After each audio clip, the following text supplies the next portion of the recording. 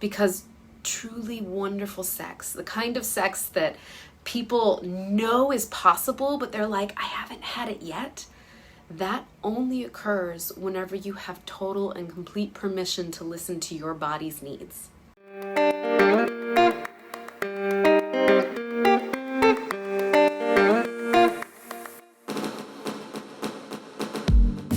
What is up, you sexy and gorgeous creature? Welcome to Practice Intimacy. This is the place to be to learn all about love, sex, and how to have the best relationships you possibly can. And this may initially seem counterintuitive, but in order to have the best sex of your life, you have to get really good at saying no to sex. Specifically, getting really good at stopping any sexual experiences that are either not serving you or they aren't bringing you the kind of joy and bliss that you truly crave from sex.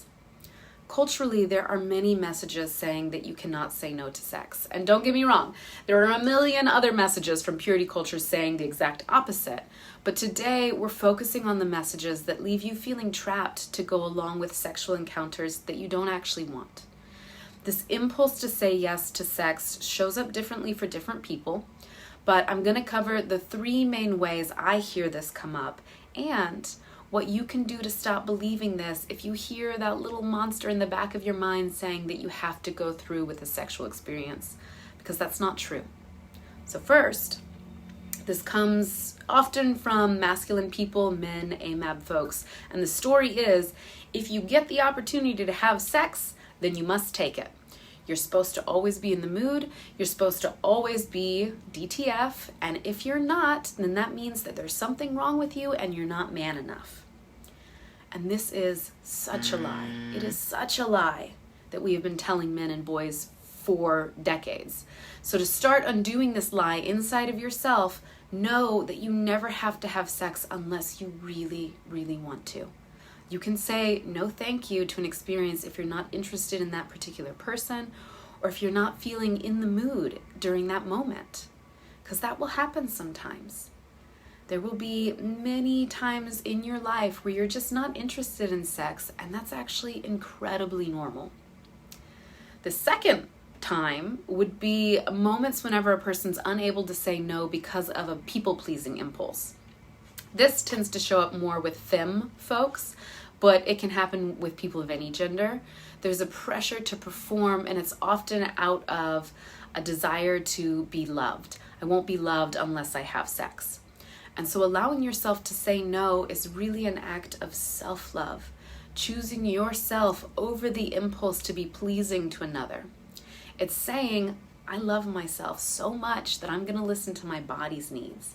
And I'm not going to do something in order to gain affection, approval, or external validation of my worth.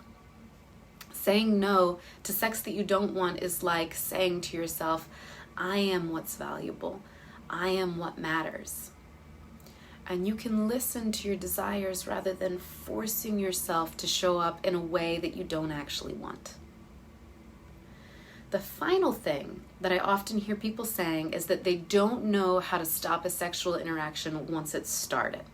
So once you've started having sex with someone, there's this discomfort about saying, okay, I'm done now. I'm not enjoying this, or this isn't exactly what I was hoping for, and so I'd like to stop. And that feels so uncomfortable to people because there's this social expectation that you'll continue having a sexual experience once you've started it, that a yes is a blanket yes. And honestly, I think that this is just undoing old conditioning through education. So please, take this moment right now as your certified permission to stop sex in the middle of an encounter. I know for some people this is going to be a bit scary.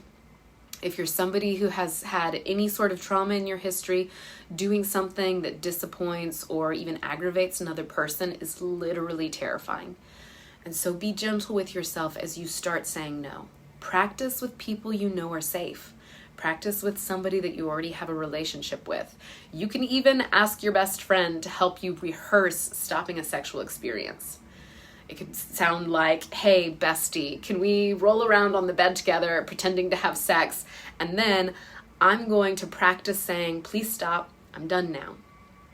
You could also do this with a partner. So if you have a partner, then tell them in a moment that you want to create a pretend sexual experience where you get to practice saying, please stop, I'm done now. This is a safe way to get in the habit of stopping unwanted sex. It trains your nervous system to speak up in a moment whenever you want a sexual encounter to stop. And because you've already negotiated with the person, either your bestie or your partner, that this is about practicing a new skill, it's a very low stakes experience.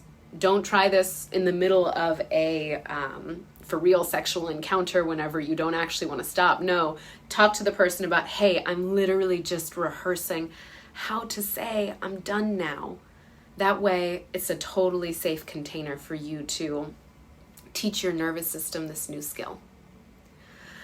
Okay, so I hope that you enjoyed this video. Truly, this is something that is so important. It's why we are finally all talking about consent in a way that is empowering, because truly wonderful sex, the kind of sex that people know is possible, but they're like, I haven't had it yet, that only occurs whenever you have total and complete permission to listen to your body's needs.